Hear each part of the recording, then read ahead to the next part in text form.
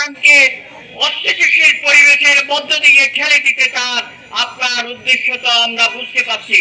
সুতরাং আপনি নির্বাচন নিয়ে খেলা মানে আগুন নিয়ে খেলছেন। বাংলাদেশের জনগণ গত 15 বছর ভোট দিতে পারে নাই।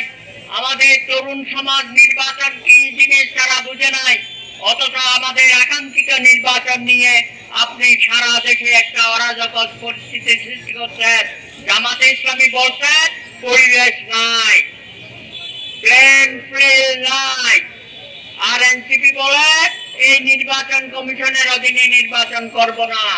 তারা বলেন গণভোট চাই, নতুন সংবিধান চাই, গণপরিষদ নির্বাচন চাই। এগুলো কিসের আলামত?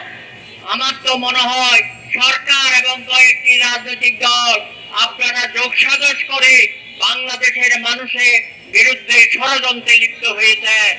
অতীত কোন ষড়যন্ত্র ধোপে টিকে নাই। জনগণ যদি ফুসে ওঠে, জনাব ইউনূস সাহেব আপনার তত্ত্বতে আসন নড়বড় হয়ে যাবে। সুতরাং সময় থাকতে আপনি জনগণের কাছে যে ওয়াদা দিয়েছেন সেই ওয়াদা কার্যকরী করেন।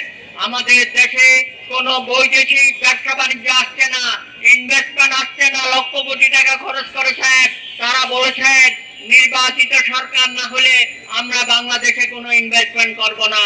আমাদের একটা কলকারখানা বন্ধ হয়ে যাচ্ছে, বেকারের সংখ্যা দিন দিন বাড়ছে, অর্থনীতিতেও কোনো সুফল দিতে পারছেন না। আন্তর্জাতিক ভাবে আমেরিকায় আমাদেরকে যে চাপে ফেলেছে সেই চাপ থেকে আপনি মুক্ত করতে পারছেন না। সুতরাং আপনি নোবেল বিজয়ী হয়ে আপনার যে সফলতা আমরা আশা করেছিলাম সেই আশা এখন দেখা যাচ্ছে দিন দিন ঘুরে বেড়ে।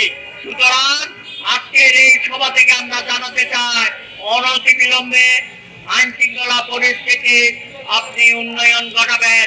কোন ঘটনা যেন না হয়, কোন মবরা যেন জাস্টিসের নামে জনগণের উপর হামলা না করে মব ইনজাস্টিস এই দেশে যেন পরিচালিত না হয়।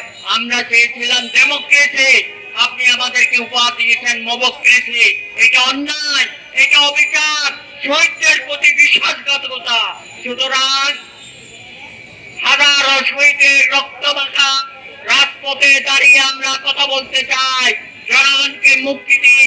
একটি সুষ্ঠু নির্বাচনের মধ্য দিয়ে জনগণের নির্বাচিত প্রতিনিধির হাতে ক্ষমতা হস্তান্তর করুন, নতুবা মঈনুদ্দিন ফখরুদ্দিনের মতো আপনাকে পালিয়ে যেতে হবে, যেটা আমরা চাই না। সময় থাকতে সাবধান হয়ে যান।